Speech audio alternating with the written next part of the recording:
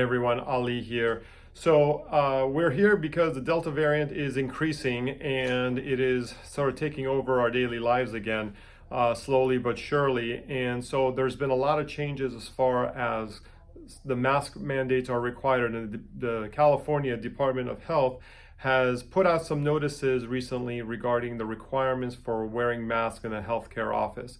And so we're getting a lot of questions about this, so I wanted to make a quick video to kind of summarize what's going on. So because of the rising cases, because of what's happening in terms of infections, in terms of hospitalization in our communities, not just with unvaccinated folks, but also with some vaccinated individuals, that the Department of Health basically came out and said that all employees of healthcare offices must be vaccinated in order to be allowed to continue working, or they will have to get tested repeatedly. So what does this mean? Well, first, what does it mean to be in a healthcare office? We know very quickly that they have specifically identified dental offices as being part of that. So if you're in a dental practice, all of your team members must be vaccinated, or they must abide by weekly tests, which we'll talk about in a second.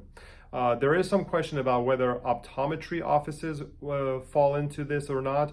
The mandate does say doctor offices. So if you read that broadly, then there's an implication that optometry offices also should be included. But there are various groups on the optometry side that have talked to the governor's office, and the information we're getting from them is that optometry offices are excluded from this mandate. So again, we're not sure exactly whether that's accurate or not, but that is the word that's been released.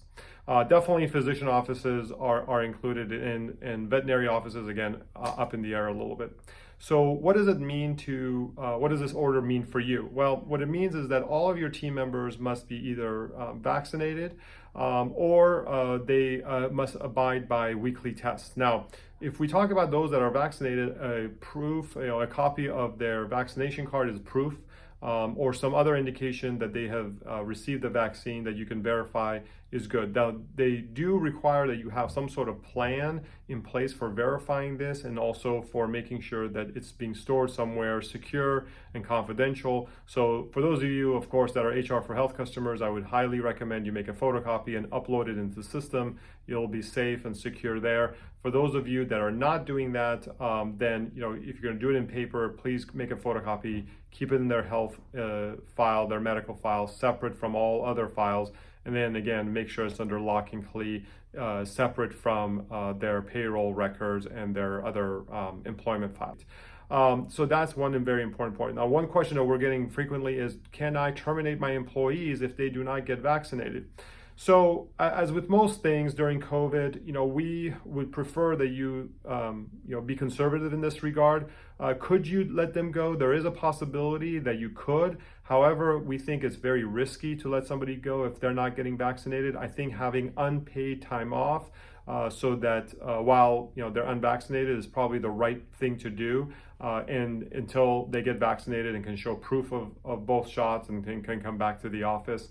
But if you are thinking about seriously terminating somebody, I highly recommend that you contact me or CDA practice support, someone to kind of walk you through some of this, as it's very complicated, highly legal, and can open up a can of worms that you may or not want to sort of open up at this point. So if we have more information, we'll pass it on. Very important stuff for you to keep in mind. Please, if you have questions, reach out to us. We're happy to answer. HR for Health is available. I'm available, of course, and CDA practice support is as well. Talk to you soon. Bye.